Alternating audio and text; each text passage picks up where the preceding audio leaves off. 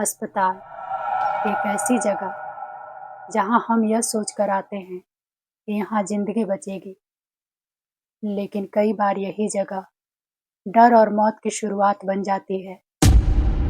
कोलकाता के पुराने इलाके में बना यह अस्पताल दिन में बिल्कुल सामान्य दिखाई देता है, मगर स्टाफ का मानना है कि रात होते ही यहाँ का माहौल बदलने लगता है।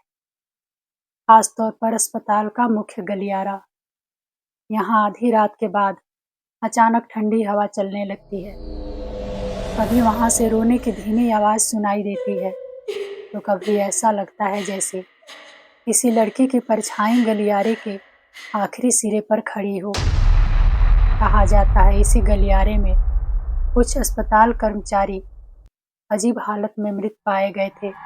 शरीर पर कोई जख्म नहीं था, बस चेहरों पर जमी हुई दहशत थी। तभी से यह कहा जाने लगा कि रात के समय यह अस्पताल सुरक्षित नहीं है।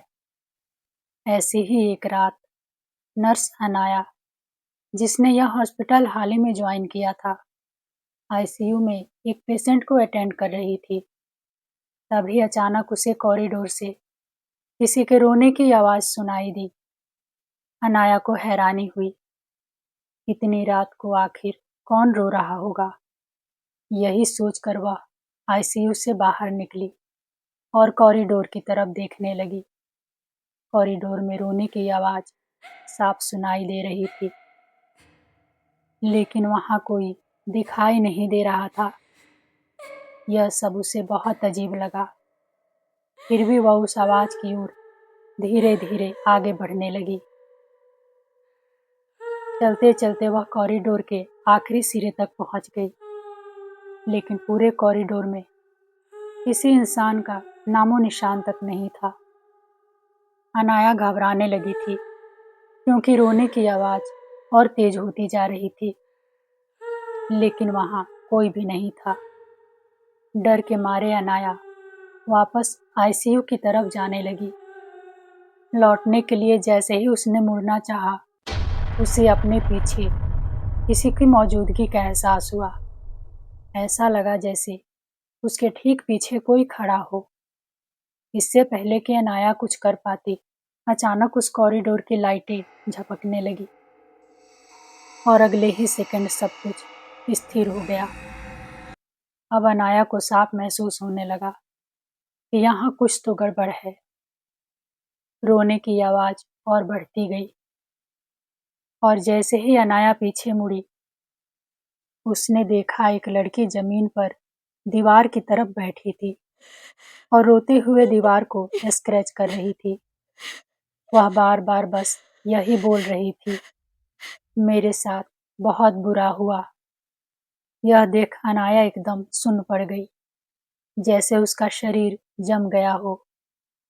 उसे समझ नहीं आ रहा था कि अचानक उसके साथ यह सब क्या हो रहा है, और उसके सामने बैठी ये लड़की आखिर है कौन और ऐसा व्यवहार क्यों कर रही है।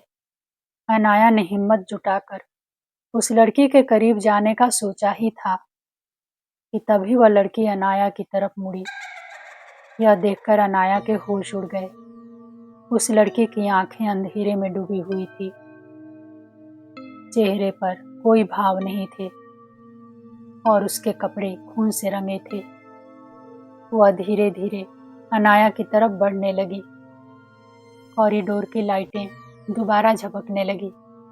वह लड़की आगे बढ़ते हुए बार बार यही बोले जा रही थी, तुम सबने यह अच्छा नहीं किया, सबने मिलकर मुझे मार डाला। अनाया पूरी तरह डर चुकी थी, वह हिल भी नहीं पा रही थी।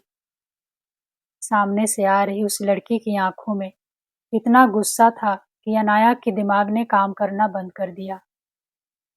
इसी तरह अनाया ने हिम्मत जुटाई और वहां से भागकर उसी फ्लोर के बाथरूम में जाकर छुप गई। उसने अपनी पॉकेट से फोन निकालकर किसी को मदद के लिए बुलाने का सोचा, लेकिन जैसे ही उसने पॉकेट में हाथ डाला, उसे याद आया कि वह अपना फोन तो आईसीयू रूम में ही छोड़ आई थी। अनाया काफी देर तक उस वॉशरूम में अकेली ही डर के मारे छुपी रही। उसे डर था कि बाहर निकलते ही उसका सामना उसी भयानक लड़की से हो जाएगा।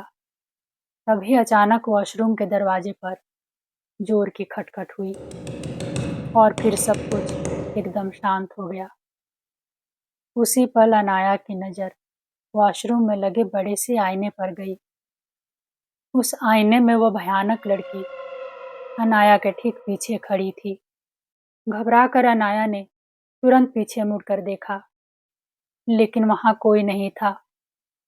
अनाया को लगा जैसे वह पागल हो जाएगी। वह किसी भी तरह वहां से निकलना चाहती थी। उसे पता था कि बाकी सारा स्टाफ ऊपर वाले फ्लोर पर मौजूद है, लेकिन वहां जाने का रास्ता उसी कॉरिडोर से होकर जाता था जहां उसने उस भयानक लड़की को देखा था। अब अनाया के पास कोई और रास्ता नहीं था। उसने तय किया कि वह सीधे दौड़ते हुए ऊपर वाले फ्लोर पर चली जाएगी। अगले ही पल वह चौकन्नी होकर वॉशरूम से बाहर निकली और कॉरिडोर की तरफ दौड़ लगा दी। भागते हुए उसका पैर किसी चीज से टकराया और वह नीचे गिर गई। जब अनाया ने नीचे देखा कि वह किस चीज से टकराई है, तो उसका पूरा शरीर सफेद पड़ गया। जमीन पर उसी लड़की की लाश पड़ी थी जिसे उसने कुछ देर पहले देखा था। उस बेजान शरीर को देखते ही अनाया का सिर चकराने लगा और वह वहीं बेहोश हो गई। अगले दिन जब उसे होश आया तो वह खुद उसी हॉस्पिटल में एक पेशेंट बन चुकी थी। उसके आसपास कई नर्सें बैठी हुई थी। अनाया ने उन्हें अपने साथ हुई पूरी घटना बताई। यह सुनते ही सभी के चेहरों पर डर साफ झलकने लगा। तभी वहां मौजूद बूढ़ी नर्स कमला ने अनाया को बताया कि जो लड़की उसे रात में दिखाई दी थी, उसका नाम अवनी था। करीब 8 साल पहले अवनी का एक ऑपरेशन हुआ था। उस रात ऑपरेशन के बाद अवनी को दूसरे कमरे में शिफ्ट किया जा रहा था। तभी अचानक लाइट चली गई। अंधेरे और जल्दबाजी में स्ट्रेचर दीवार से टकरा गया और बेहोशी की हालत में अवनी नीचे गिर पड़ी। उसका ऑक्सीजन मास्क हट गया और ऑपरेशन के टाँके भी खुल गए। डॉक्टर कुछ कर पाते इससे पहले ही अवनी की सांसें रुक गई। उस दिन के बाद कई लोगों ने अवनी की आत्मा को देखा। कहा जाता है कि उसकी आत्मा इस हॉस्पिटल के उसी कॉरिडोर में भटकती रहती है। यह सब जानकर अनाया के होश उड़ गए। उसने तुरंत अपनी नौकरी छोड़ दी।